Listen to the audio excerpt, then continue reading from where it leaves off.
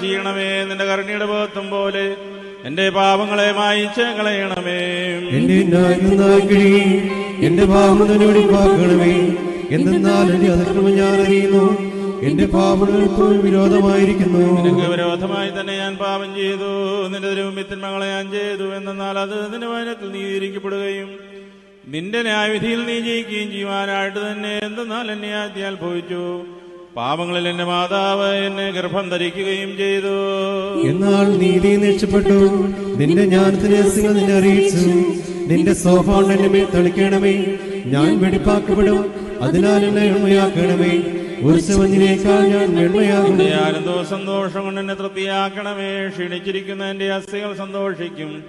എന്റെ പാപങ്ങളിൽ നിന്ന് നിന്റെ തിരുമുഖം തിരിച്ച് എന്റെ അതിക്രമങ്ങളൊക്കെയും മായിച്ചു കളയണമേ. വെടിപ്പുള്ളവരെ സൃഷ്ടിക്കണമേ. സ്ഥിരതയുടെ ആത്മാവിനെ പുതുതാക്കണമേ. നിന്റെ തിരുമുഖനെ തള്ളിക്കളയരുതേ.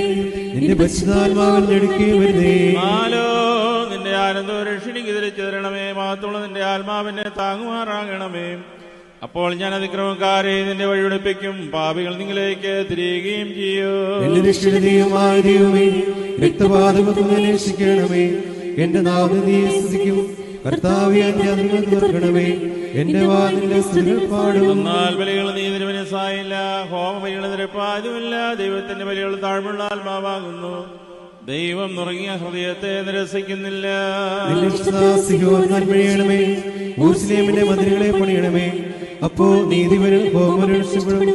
അപ്പോ നിന്റെ കാഴ്ച ദൈവമേ പാർക്കുമോ.